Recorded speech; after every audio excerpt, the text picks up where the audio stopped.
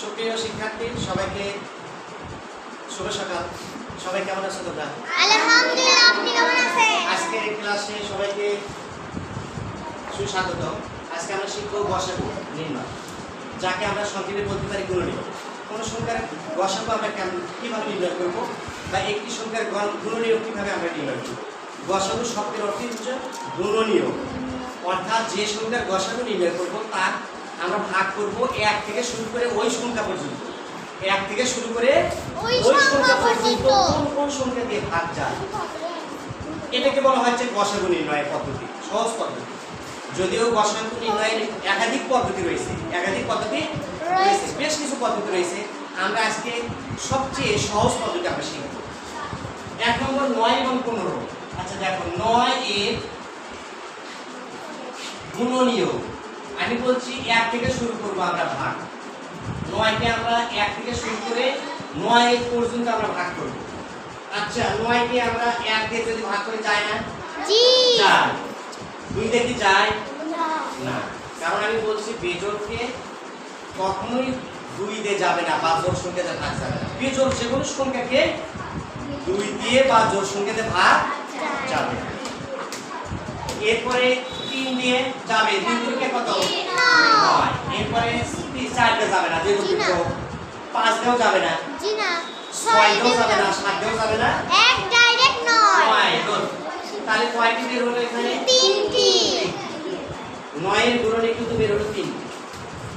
এরপরে আমরা 15 এর গুণনীয় আমরা বের করব। 15 এর গুণনীয় 1 এ যায় অবশ্যই, জি। বেজোড় যেহেতু 2 দিয়ে যাবে না, 4 দিয়েও যাবে না, 3 দিয়ে যাবে, 5 দিয়ে যাবে, 15 দিয়ে যাবে। এখন আমার কাজ হচ্ছে গসাগু নির্ণয় করার সময় আমি বলছি আগে মিলগুলোর সংখ্যা আমি বলতে নেব। যদি দুটি সংখ্যার গসাগু নির্ণয় করতে বলে তাহলে দুটি লাইনের মধ্যে আমি মিলগুলোকে খুঁজে বের করব। কয়টি লাইনের মধ্যে? এই দুটি লাইনের মধ্যে মিলগুলো আমি খুঁজে বের করব। আমার 1 মিলছে, 1 মিলেনি? জি। 3 মিলছে, জি। আর মিলেনি? আর কোন কিছু কি মিলছে? জি না। এখন আমাদের দেখতে হবে যে সংখ্যাটা মিলছে এই মিল সংখ্যাগুলোর মধ্যে সর্বোচ্চ যে ঘাত, সর্বোচ্চ যে সংখ্যা সেটা মিলবে। তাহলে 1 এবং 3 এর মধ্যে সবচেয়ে বড় সংখ্যা কোনটি? 3। তাহলে আমরা 1 নেব না 3 নেব? 3। গুড। অতএব 9 এবং 15 এর গসাগু 3। কত? 3।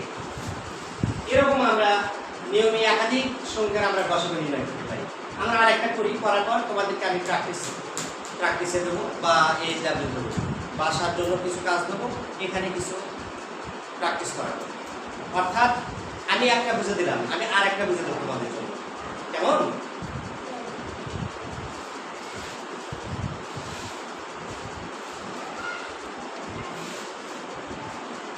দুই নম্বর কি আছে? 14 21 14 এর গুণনীয়। 14 এর গুণনীয়। 14 কে কোন কোন সংখ্যাতে ভাগ যায়? 1 দিয়ে যায়। যেহেতু জোড় সংখ্যা 2 দিয়ে কিন্তু যাবেই। জোড় সংখ্যা মানে 3 দিয়ে ভাগ যাবেই। 2 দিয়ে যাবে। 3 দিয়ে যায় না। জোড় সংখ্যা কিন্তু আমার বিজোড় দিয়েও যায়। আমি কিন্তু এর আগের ক্লাসে আমি বুঝিয়ে দিয়েছি তোমাদেরকে যে বেজোড় সংখ্যাকে কখনো জোড় দিয়ে ভাগ যায় না। তবে জোড় সংখ্যাকে বেজোড় সংখ্যা দিয়েও ভাগ যায়। যেমন 20 কে বেজোড় সংখ্যা দিয়েও ভাগ যায়। 5 বেজোড় সংখ্যা। 5 দিয়ে আমরা 20 কে ভাগ করতে পারি না? 4 5 20। তাহলে 14 1 দিয়ে যায়, 2 দিয়ে যায়, 3 দিয়ে যায় না, 4 দিয়ে যায় না, 5 দিয়ে যায় না, 6 দিয়ে যায় না, 3 দিয়ে যায়, 6 দিয়ে যায়। এরপর আমরা 21 এর গুণনীয় 1 দিয়ে অবশ্যই যাবে, 2 দিয়ে কি যাবে না? না। 3 দিয়ে যাবে, 3 সাথে 21 7 দিয়ে যাবে, তারপর কি যাবে? 14 দিয়ে যাবে না? 14 দিয়ে যাবে না। তাহলে ডাইরেক্ট কত? 21। এখন আবার খুঁজে বের করতে হবে দুই সংখ্যার মধ্যে পরস্পর দুই সংখ্যার মধ্যে মিল সংখ্যা। পরস্পর দুই সংখ্যার মধ্যে কি সংখ্যা বের করবে? মিল সংখ্যা। 1 মিল 7 তাহলে আমি বলছি যে সংখ্যাগুলো মিলবে তারপর থেকে আমি সর্বোচ্চ যে সংখ্যা সর্বোচ্চ যে ধাপটাই আমি সেটা নেব। সর্বোচ্চ যে সংখ্যা সেটা আমি নেব। সর্বোচ্চ 7 থ্যাংক ইউ। তাহলে 14 অপেক 14 এবং 21 এর গসাগু 7। একাধিক নিয়ম রয়েছে, আমরা এই নিয়মটা আজকে শিখলাম। এর পরবর্তীতে গসাগু নির্ণয়ের আরো বেশ কিছু পদ্ধতি রয়েছে, সেগুলো নিয়ে আমরা আলোচনা করব।